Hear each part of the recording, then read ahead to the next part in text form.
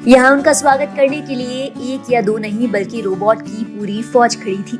सबसे दिलचस्प नजारा तब देखा गया जब चाय वाला रोबोट पीएम मोदी के सामने चाय और सैंडविच लेकर पहुंचा। कि मैंने ऐसी चीज सोची नहीं थी कि अभी इंडिया में ये चीज चल रही है भाई। वीडियो को शेयर करते हुए पीएम मोदी ने लिखा, रोबोटिक्स के साथ भविष्य की अनंत संभावनाओं की खोज। वीडियो में देखा जा सकता है कि कैसे एक रोबोट पीएम मोदी के सामने नाश्ते की प्लेट लेकर आ रहा है। इसी के साथ कई दूसरे रोबोट्स पर भी पीएम मोदी ने अपना हाथ आजमाया। पुशअप मार रहा है, मतलब उसको ज्यादा डांस भी करता है, मतलब फंक्शंस पे लेकर नचा भी सकते हो, मतलब काफी उससे आप। लेकिन सबसे मेन बात तो ये है कि ये सब मेड इन इंडिया है। रतन टाटा, मुकेश अंबानी, इन दो कंपनियों का जीडीपी हमारे मुल्क से ज्यादा है, रिलायंस ग्रुप और टाटा ग्रुप। अपनी तरफ देखे पाकिस्तान की तरफ तो हमारी इकॉनमी उस सिचुएशन में नहीं है। हम तो अभी रिसेंटली हम लोग डिफॉल्ट के उससे निकले हैं। वज़ीर-ए-आज़म आपका 2 दिन पहले वो जो इन्होंने कर्जा वाली स्कीम में बांटे हैं कि जी हम दुनिया में जहाँ जाते हैं लोग हमें मंगता समझते हैं, ठीक है, शक्ल देख के कह देते हैं जी हम मंगते हैं। तो जब आपका विजन ही मंगतों वाला रहना है तो आपने स्पेस स्टेशन कैसे फतह करने हैं? हालात ऐसे हैं कि मुल्क के अंदर कि यहाँ पर कहा जा रहा है कि 75% चांसेस है कि हम बैंक करप्सी की तरफ जा सकते हैं, लेकिन इसी रेस के अंदर हमारा पड़ोसी मुल्क बहुत आगे निकल गया, डेवलप कर लिया अपने आप को। I think in the coming decade जो है वो चाइना को जो है वो कहेंगे कि भैया हम हैं, ठीक है। I think they are the coming superpower. कभी मौलवियों को लड़ा देता है, कभी आवाम को लड़ा देता है, ताकि हम लड़ते रहेंगे, परेशान रहेंगे, कमाई नहीं करेंगे। जब कमाई नहीं करेंगे तो फिर उससे जाके उधार मांगेंगे। मतलब इंडिया का लेवल चेक करो, यहाँ पर है कि मतलब बच्चों को रोबोट पढ़ा रहे हैं। मतलब यार बहुत बड़ी बात है यार, मतलब इस लेवल पर इंडिया चला गया ऑलरेडी। हाँ भाई, इधर तो रोबोट नाम की चीज नहीं हो बेटा।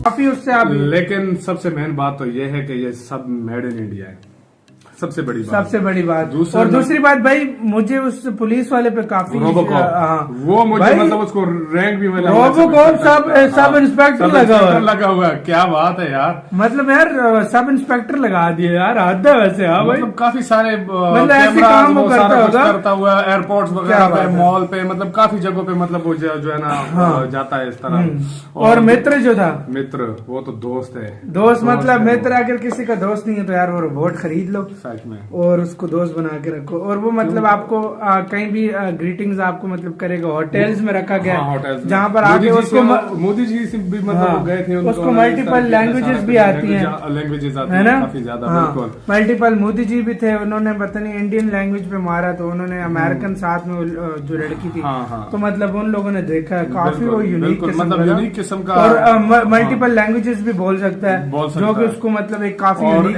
रोबोट। जो दूसरा रोबोट था जो आर्मी के अंडर आता है, वो जो मतलब कोई बम वगैरह ढूंढने के लिए इस्तेमाल किया जाता है, वो तो आर्मी के अंडर आता है। और दूसरा रिमोट कंट्रोल से कंट्रोल भी होता है। और दूसरा ये है कि सिर्फ फिलहाल तो इसी चीज के लिए यूज होता है। और रोबोकॉप भी बम वगैरह ढूंढ लेता था। हाँ, और वो सीढ़िया भी बिल्कुल। और 20 का ऑर्डर आर्मी ने दिया है, मतलब दक्ष नाम था उसका, बिल्कुल यही नाम था ना भाई। और फर्स्ट नंबर पे आया जो इंसान की तरह, उसकी 5 उंगलियां थी।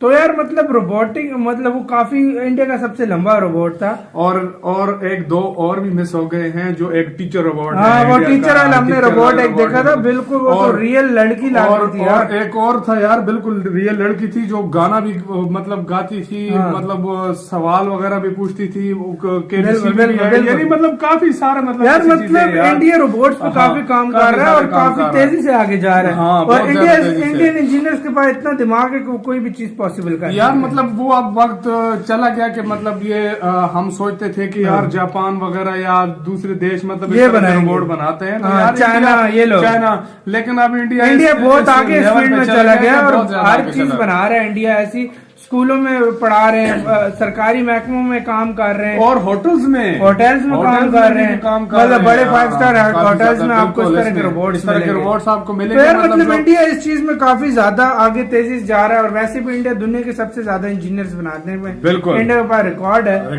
सबसे ज्यादा इंजीनियर्स इंडिया में बनते हैं। तो यार जाहिर बात है रोबोट बनाना तो उनके लिए, और इस तरह जो हाथ का और इंडियन इंजीनियर्स का इतना बड़ा वो मतलब कहते हैं कंपटीशन होता है कि आपको कितना मतलब पास करके मतलब कितने कैंडिडेट्स में से एक दो सिलेक्ट होते हैं, बिल्कुल ऐसी यूनिवर्सिटी। और उसके बाद भी मतलब कई ऐसे इंजीनियर्स होते हैं कि मतलब उनके वो इतने मतलब तेज होते हैं कि बाहर की कंपनीज उनको खुद ऑफर करती है कि आप बताओ कि कितनी आप तभी तो इतने बड़े बड़े सीईओज इंडियंस हैं। तो देखें तो इस जंग के अंदर इंडिया तकरीबन जीत चुका हमसे। वर्ल्ड की दुनिया की 5th लार्जेस्ट इकोनॉमी बन गई इंडिया।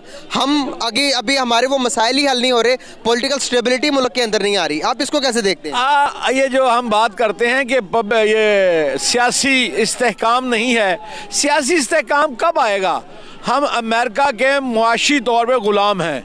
अमेरिका हमसे सूद लेता है, सूद कमाता है। जो मुल्क में अमन होगा, जिस मुल्क में अमन होगा, जिसके कारोबार चलते होंगे, जो सुखी होगा वो तरक्की करेगा। अमेरिका हमें तरक्की करने देता ही नहीं, हमें मुसीबत में डाल के रखता है। कभी सियासतदानों को लड़ा देता है, कभी उसके वो क्या उसे कहते हैं दहशतगर्दी करा देता है, कभी मौलवियों को लड़ा देता है, कभी आवाम को लड़ा देता है, ताकि हम लड़ते रहेंगे, परेशान रहेंगे, कमाई नहीं करेंगे। जब कमाई नहीं करेंगे तो फिर उससे जाकर उधार मांगेंगे, उधार मांगेंगे तो वो हमसे सूद लेगा। तो यही उसका कमाल है कि अमेरिका जब तक हमारे सर पे कोई ऐसा बंदा जो अल्लाह के लिए आए, मुल्क पाकिस्तान की तरक्की के लिए आए, ऐसा बंदा जब दिल खुलूस नीयत के साथ दिल से पाकिस्तान का मुहिब नहीं होगा और मुहिब वतन नहीं होगा, तब तक हम लोग तरक्की नहीं कर सकते। सही कहा आपने। अभी देखें कि हालात ऐसे हैं कि मुल्क के अंदर कि यहाँ पर कहा जा रहा है कि 75% चांसेस है कि हम बैंक करप्सी की तरफ जा सकते हैं, लेकिन इसी रेस के अंदर हमारा पड़ोसी मुल्क बहुत आगे निकल गया, डेवलप कर लिया अपने आप को। अपने मुल्क के अंदर अगर फॉरेन रिजर्व की मैं बात करूँ, पाकिस्तान के पास इस टाइम तकरीबन $7 बिलियन हमारे फॉरेन रिजर्व पड़े हुए हैं। अगर मैं इंडिया की बात करूँ तो 561 उनके फॉरेन रिजर्व पड़े हुए हैं। हमारे डाउनफॉल पे क्यों जाते हैं, उनके प्लस पॉइंट क्यों जाते हैं? ये बड़ी प्यारी बात आपने की और मैं बड़ा खुशी महसूस करूंगा आपको बताते हुए।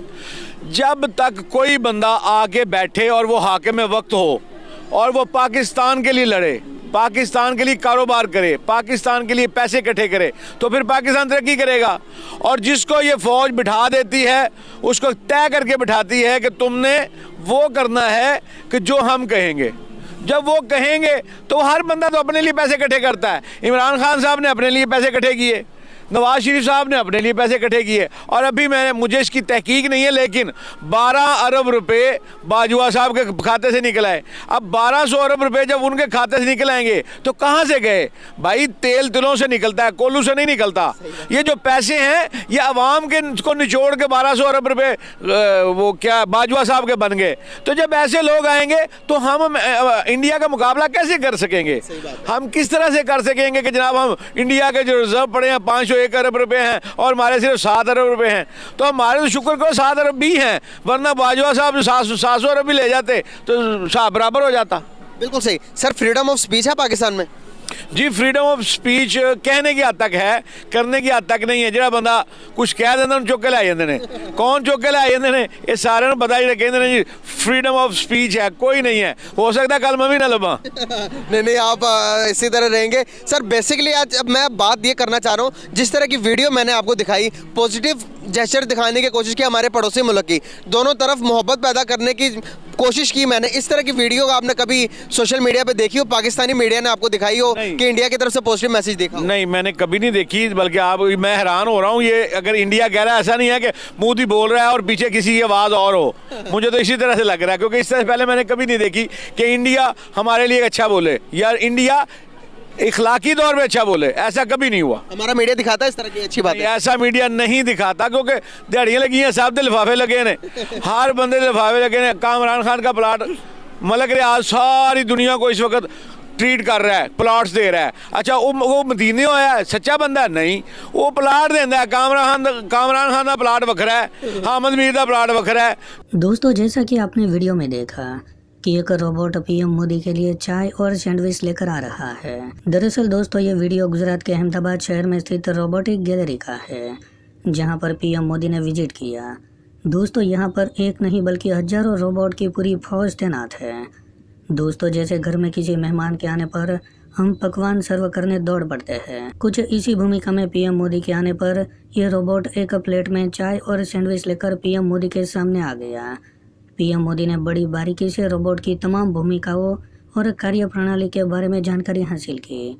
दोस्तों, आपको बता दें कि रोबोट की यह गैलरी हाल ही में साइंस सिटी का हिस्सा बनी है।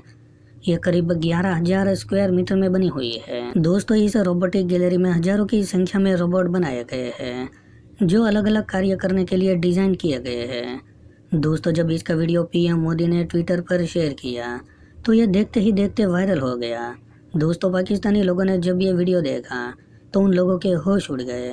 पाकिस्तानी मीडिया का कहना था कि देखो भारत के बच्चे आज कैसे कैसे रोबोट बना रहे हैं और वो टेक्नोलॉजी में कितने ज़्यादा आगे निकल चुके हैं, जबकि हमारा पाकिस्तान किसी भी वक्त दिवालिया होने की कगार पर खड़ा है। तो दोस्तों आज के लिए बस इतना ही। अगर आपको ये वीडियो पसंद आया हो तो वीडियो को लाइक कर दें और हमारे चैनल को सब्सक्राइब कर लें।